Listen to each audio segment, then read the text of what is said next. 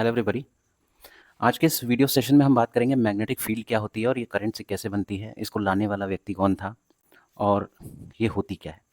तो बेसिकली बात करें, इलेक्ट्रिसिटी हो चाहे मैग्नेटिज्म हो, ये इसको आए हुए या लोगों को पता हुए लगभग लगभग 2000 ईयर्स हो चुके हैं। ठीक, बल्कि इससे ज़्यादा हो चुके हैं। ठीक है, और जबकि इनके बीच में जो रिलेशन था इलेक्ट्रिक और मैग्नेटिक फील्ड में, इसको पता हुए सिर्फ अभी लगभग लगभग 200 से 300 साल ही हुए हैं, अकॉर्डिंग टू वेरियस बुक्स। ठीक, इसी में एक साइंटिस्ट थे जिनका नाम था हेनरी क्रिश्चियन ऑयस्टेड। ये जो थे, इन्होंने 1820 में, कब, 1820 में एक एक्सपेरिमेंट किया था। बेसिकली उसमें किया क्या था, इन्होंने एक स्ट्रेट वायर ले लिया था, उसके अंदर करंट को पास कराया था, और जब करंट पास हो रहा था तो इस वायर के पास इन्होंने क्या कर दिया था, मैग्नेटिक कंपास की निडल रख दी थी। ठीक, तो निडल रखने से हुआ क्या, जब वायर में करंट दौड़ाया तो निडल पास में रखने से निडल उस कंपास के अंदर डिफ्लेक्शन शो होने लगा। कंपास की निडल में क्या होने लगा, डिफ्लेक्शन होने लगा, मतलब हिलने लगी ज़ोर ज़ोर से। तो इससे उन्हें पता चला कि यार कुछ तो ऐसी बात है जिसकी वजह से कंपास निडल बिना टच किए कैसे हिल रही है।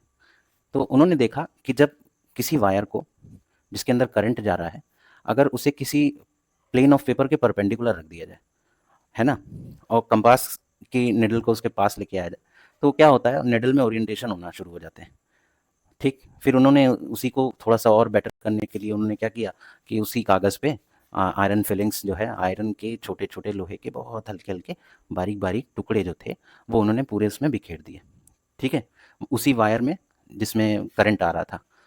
तो उन्होंने देखा कि यार करंट फ्लो कराते ही इसके अंदर डिफ्लेक्शन नहीं, एक कंसेंट्रिक सर्कल बनना शुरू हो गया, मतलब कुछ इस तरह का एक सर्कल। इस सर्कल को कंसेंट्रिक कहते हैं क्योंकि इन सभी का सेंटर एक है।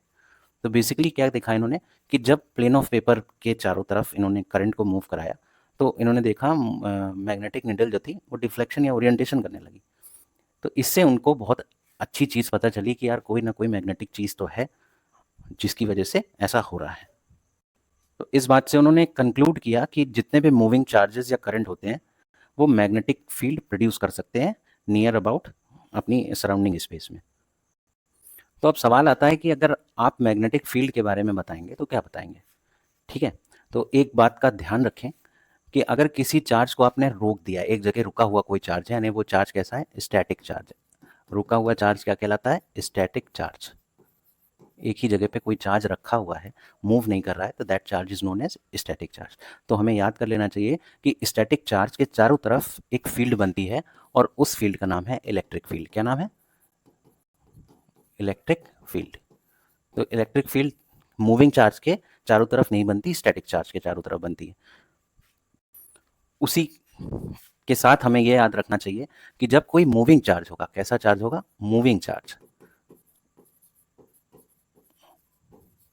तो उस मूविंग चार्ज के चारों तरफ क्या बनेगी, मैग्नेटिक फील्ड। क्या बनेगी, मैग्नेटिक फील्ड। तो मैग्नेटिक फील्ड को हम डिफाइन करने के लिए लिख सकते हैं या बता सकते हैं कि magnetic field is the space around a conductor carrying current और the space around the magnet in which its magnetic effect can be felt. तो ये जो मैग्नेटिक फील्ड है, ये मैग्नेटिक फील्ड एम नहीं कहलाती है, ध्यान रहे, ये मैग्नेटिक फील्ड बी कहलाती है, और चूंकि ये एक वेक्टर क्वांटिटी है, इसके ऊपर ऐसे करके आप एरो लगाएंगे। जबकि इलेक्ट्रिक फील्ड दिखाने के लिए आपको इस तरह का ई बनाना पड़ेगा। ठीक है, तो ये तो बात हो गई। अब मैग्नेटिक फील्ड को आप डिफाइन तो आपने ऊपर कर दिया, लेकिन उसको एक्सप्रेस करने के लिए उसका एक एक्सप्रेशन होता है, उसके लिए हमें एक मूविंग चार्ज के ऊपर लग रहे फोर्स को भी मैग्नेटिक फील्ड में इंक्लूड करना पड़ेगा। ठीक है, तो हम मान लेते हैं कोई पॉजिटिव चार्ज है जिसका नाम है क्यू। क्यू क्या है, एक पॉजिटिवली चार्ज पार्टिकल, एक पॉजिटिव चार्ज। ठीक है, इसको किसी यूनिफॉर्म मैग्नेटिक फील्ड में हमने इस्तेमाल कर लिया है, या यूनिफॉर्म मैग्नेटिक फील्ड में हम इसको मूव करा रहे हैं। ठीक है, तो क्या करते हैं, और मूव कर रहा है तो पक्की बात है इसकी कुछ वेलोसिटी भी है। इसकी वेलोसिटी हमने मान ली v है। ठीक, अब वेलोसिटी तो एक वेक्टर क्वांटिटी है, तो इसके ऊपर भी एरो लगेगा। तो हमने एक चार्ज लिया, इस चार्ज को v वेलोसिटी से किसी यूनिफॉर्म मैग्नेटिक फील्ड, ध्यान रहे मैग्नेटिक फील्ड वाली मैग्नेटिक फील्ड कैसी है, यूनिफॉर्म है भैया, यूनिफॉर्म का मतलब एक जैसी उसकी फील्ड की स्ट्रेंथ हो, ठीक है। तो यूनिफॉर्म मैग्नेटिक फील्ड हमने ले ली है।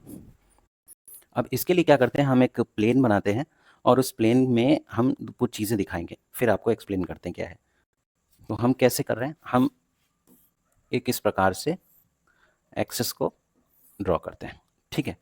Let this be Y axis, this be Z axis या G axis and this be X axis. अब इसमें हमने v वेलोसिटी को, किसी चार्ज को v वेलोसिटी से किया है। ये v क्या है, इसकी वेलोसिटी, रिजल्टेंट वेलोसिटी, ठीक है। इसके दो कंपोनेंट होंगे। अगर ये हॉरिजॉन्टल से थीटा एंगल बनाता है, so definitely this should be v cos theta, this should be v cos theta, ठीक। और ये इसका वर्टिकल कंपोनेंट होगा जो x पे है, तो वर्टिकल के लिए हम लिख सकते हैं v sin थीटा। तो v cos थीटा और v sin थीटा इस v वेलोसिटी के दो कंपोनेंट्स हमने बना लीजिए, ठीक। ये रहा हमारा फोर्स F, ठीक है। तो ये जो थीटा है, ये है क्या, थीटा है एंगल किसके किसके बीच का, वेलोसिटी और मैग्नेटिक फील्ड b के बीच में। तो मैग्नेटिक फील्ड कहाँ बन रही है, ये भी बना लेते हैं। ये बना लिया हमने मैग्नेटिक फील्ड, ठीक है। तो हमें तो पता है कि जैसे ही चार्ज मूविंग होता है, वो मूविंग चार्ज करंट बन जाता है, और मूविंग चार्ज यानी जैसे ही करंट प्रोड्यूस होता है, उसके चारों तरफ मैग्नेटिक फील्ड बनना शुरू हो जाती है। तो हुआ क्या, एक्चुअली मैग्नेटिक फील्ड के प्रोड्यूस होते ही, है ना, मैग्नेटिक फील्ड के प्रोड्यूस होते ही चार्ज क्यू पे एक फोर्स एक्सपीरियंस होने लगेगा। तो हम इस फोर्स का नाम एफ रख दें, जो हमने यहाँ पे जी एक्सिस पे दिखाया है। तो एक्सपेरिमेंट के द्वारा ये देखा गया कि ये जो फोर्स निकाला गया है, एफ नाम का फोर्स, जिसकी वजह से जो बेसिकली चार्ज फील करेगा अपने ऊपर मैग्नेटिक फील्ड की वजह से, तो ये जो फोर्स होगा, इसका जो मैग्नीट्यूड होगा, मतलब इसकी वैल्यू जो होगी, वो किन किन कंडीशंस पर डिपेंड करेगी, मूविंग चार्ज की किन किन कंडीशन पर डिपेंड करेगी। सबसे पहले ध्यान रखिए, सबसे पहली बात कि ये जो एफ का मैग्नीट्यूड होगा, वो डायरेक्टली प्रोपोर्शनल होगा चार्ज के। यानी पहली बात हमें रीज़न पता चल गया कि जो भी फोर्स होगा वो डायरेक्टली प्रोपोर्शनल होगा इस चार्ज क्यू के। पहली फर्स्ट बात है कि एफ की वैल्यू किस किस बातों पर डिपेंड करेगी, सबसे पहले क्यू पर डिपेंड करेगी, यानी F is directly proportional to the magnitude of charge. Charge का मैग्नीट्यूड ज़्यादा होगा, जितने ज़्यादा कूलाम का चार्ज होगा, उतना ही ज़्यादा एक्सपीरियंस करेगा फोर्स, ठीक है। दूसरा रीज़न क्या होगा, सेकंड रीज़न क्या निकल के आएगा, सेकंड रीज़न में आप लिख लीजिएगा कि जो फोर्स होगा वो डायरेक्टली प्रोपोर्शनल होगा to the component of velocity, और वो वेलोसिटी का कंपोनेंट जो कि मैग्नेटिक फील्ड के परपेंडिकुलर डायरेक्शन में लग रहा होगा। तो परपेंडिकुलर डायरेक्शन में कौन सी लग रहा है भैया, ये v sin थीटा ही तो है जो परपेंडिकुलर लग रहा है। तो हम कौन सा कंपोनेंट लेंगे, v sin थीटा लेंगे। तो हम लिखेंगे f is directly proportional to v sin theta. ये हो गई दूसरी बात, ये हो गई पहली बात, ठीक है।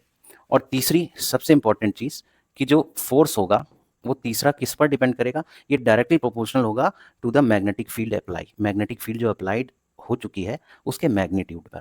यानी हम लिखेंगे F is directly proportional to B, ठीक। इसको ऐसे लिख लें,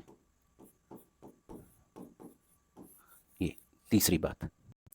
तो जो हमारे पास तीनों फैक्टर्स आए हैं, इन तीनों फैक्टर्स को अगर हम कंबाइन करके एक ही बात निकालें, तो हमें क्या निकलेगी भाई। पहली में कह रहा है F is directly proportional to Q, दूसरे में कह रहा है F is directly proportional to V sine theta, तीसरे में कह रहा है F is directly proportional to B. यानी फोर्स इन सभी के डायरेक्टली प्रोपोर्शनल दिख रहा है, तो क्यों ना इन सबको एक साथ फोर्स के डायरेक्टली प्रोपोर्शनल लिख दें। तो कैसे लिखेंगे, ऐसे लिखेंगे F is directly proportional to Q V B sine theta, ऐसा लिखा, ठीक। और हमें पता है कि जब भी हम इस प्रोपोर्शनैलिटी का निशान लगाते हैं या हटाते हैं, तो इसकी जगह इक्वल टू आता है, साथ में एक ना एक इस प्रोपोर्शनैलिटी का कांस्टेंट आता है।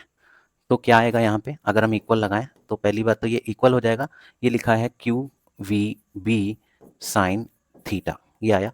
अब वो कांस्टेंट का नाम क्या होगा, उस कांस्टेंट का नाम हम रख देंगे के।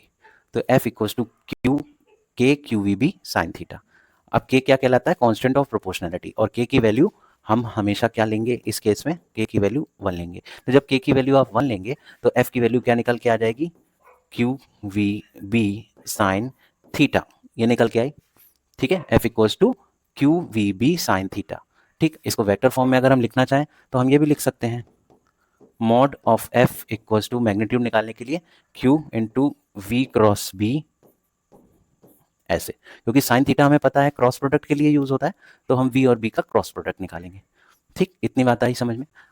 और इसको हम और फाइनली क्या लिख सकते हैं, F equals to Q into V cross B। ये हो गया साहब हमारा F की वैल्यू। ठीक। अच्छा, अब ये जो F आपने निकाला है, ये F, ये इतनी बड़ी जो वैल्यू निकाली है, पता है इस F को कहते क्या है? इसको कहते हैं मैग्नेटिक लॉरेंस फोर्स, यही है। इसको क्या बोलेंगे? Magnetic Lawrence force. तो ये था इसका छोटा सा डेरिवेशन, जिसमें आपको पता चल गया कि लॉरेंस फोर्स क्या होता है। मैग्नेटिक फील्ड को हम फोर्स के साथ एक रिलेशन में लेके आते हैं। ठीक। और जो शुरुआत क्या कहलाती है? Magnetic Lawrence force. आगे हम लोग इसी को देखेंगे, राइट हैंड स्क्रू रूल या राइट हैंड रूल, ये सब पढ़ेंगे नेक्स्ट वाले वीडियो में। आई होप अगर आपको अच्छा लगे तो प्लीज़ इसको लाइक ज़रूर करें और इसको हाँ बहुत अच्छे से कॉपी में नोट करिएगा। Thank you.